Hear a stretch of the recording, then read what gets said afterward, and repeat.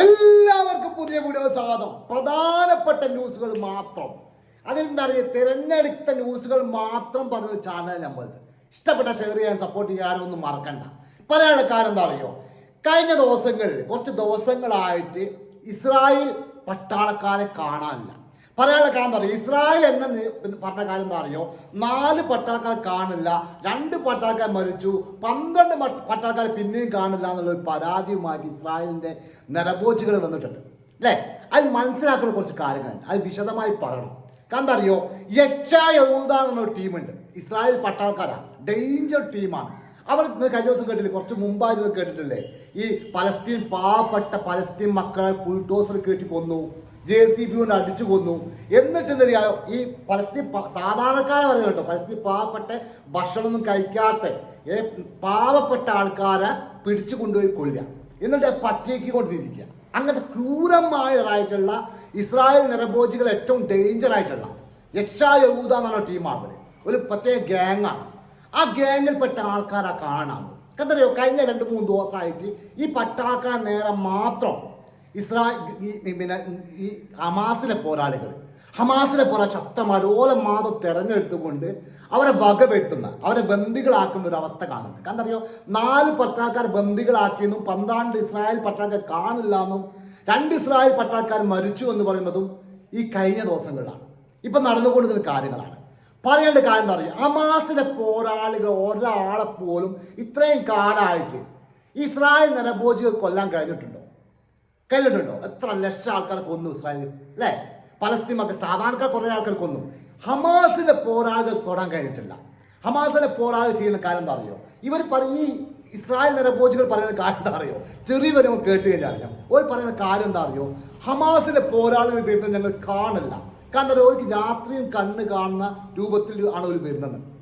രാത്രി ഒരു കണ്ണ് കാണും. എന്നാ ഈ ഹമാസിലെ പോരാളികളെ പറ്റി ഞാൻ ഇസ്രായേൽ നരഭോജികൾ പറയുന്നത് പേടിച്ചിട്ട് പറയാ, ഏത് രൂപത്തിലെ വരുന്നതും കാണില്ല. കാരണം ഒരു വന്നു കഴിഞ്ഞാൽ ഒരു മിസൈൽ ഇടുന്നത്, ചെറിയ ബോംബ് ഇടുന്നത്, അങ്ങനെ പല വിദ്യകൾ ഉപയോഗിച്ച് ഇസ്രായേൽ പട്ടാൾക്കാരെ കൊല്ലുന്നത്, ബാക്കിയുള്ള ആൾക്കാരെ ബന്ദികളാക്കുന്നത്. ആ ഒരു രീതിയാണ് ഹമാസിന്റെ പോരാളികൾ ചെയ്യുന്നത് അല്ലേ. ഒരു വരിക, ഒരു 2, 3, 4 മിനിറ്റ് പോലും ഉണ്ടാവും. ആ സമയത്ത് ഒരു കസറി ഒരു അങ്ങ് പോകും. എന്താ അറിയോ, ഈ നമ്മൾ പണ്ട് കേട്ടില്ല, ഈ കോഴിമക്കളെ പിന്നെ പരന്നില്ല, അതിൻ്റെ മാറില്ല, പറന്ന് വന്നെങ്കിൽ കൊത്തി അങ്ങ് പോകും. ആ സമയത്ത് 10-20 പട്ടാൾക്കാരൊക്കെ ഉണ്ടാവും പോവുക. ആ രൂപത്തിലൊരു കളിയാണ് ഇപ്പം എന്താകുന്നത്, ഹമാസിനെ പോരാളികൾ കളിച്ചു കൊടുക്കുക. കാരണം കഴിഞ്ഞ ദിവസങ്ങളിലൊക്കെ ഇസ്രായേലിന്റെ പട്ടാൾക്കാരാണ് രക്ഷപ്പെടുത്താൻ വേണ്ടിങ്ങാനും 30ഓളം ഹെലികോപ്റ്റർ വന്നിങ്ങാനും നിന്നിട്ടുണ്ട്. അവർ മണിക്കൂറുകളോളം പ്രയത്നിച്ചിട്ടാണ് ഇവരെ രക്ഷപ്പെടുത്ത കുറച്ച് ആൾക്കാർ രക്ഷപ്പെട്ട് പോകാൻ കഴിഞ്ഞത്, പരിക്കേറ്റ ആൾക്കാർ രക്ഷപ്പെടുത്തി കൊണ്ടുപോകാൻ കഴിഞ്ഞത്. എന്നിട്ട് വരെ അവർക്ക് പേടിയായിരുന്നു. പറയാനുള്ള കാരണം അറിയോ, നമുക്ക് പറയാൻ ഇത്രയും കാലമായിട്ട് ഹമാസിലെ ആൾക്കാർ ബന്ദികളാക്കിയിട്ടുള്ള കുറച്ച് ആൾക്കാരുണ്ട്. ഇവരെ ഈ രൂപത്തിലാ പോകുന്നത് വെച്ചാൽ ഈ ബന്ദികളെ വെച്ച് ഞങ്ങൾ കളിക്കും, അല്ല ബന്ദികളെ മുമ്പോട്ട് ഇറക്കിക്കാണ് ഞങ്ങൾ തുറപ്പിച്ചിട്ടിടും. പറഞ്ഞ കാരണം ഈ ബന്ദികളെ യുദ്ധത്തിലേക്ക് ഇറക്കും. ഏത് ഇസ്രായേലിനെ നശിപ്പിക്കാൻ വേണ്ടി ബന്ദികളെ ഉപയോഗിക്കുന്ന പറയുന്നത്. അത് ഇസ്രായേലിനെ സംബന്ധിച്ചോളം എന്താ പറയുക, ഭയങ്കര പ്രശ്നമാണ്. കാരണം എന്താ പറയുക, മനസ്സിലാക്കുന്ന കാര്യം എന്താ അറിയോ, കൊല്ലം 3 എന്താ പറയുക, ഇത്രയും ലോകം കണ്ട ഏറ്റവും വലിയ രാജ്യം എന്ന് പറയുന്ന ഇസ്രായേൽ ഇപ്പൊ ഒന്നുമല്ല.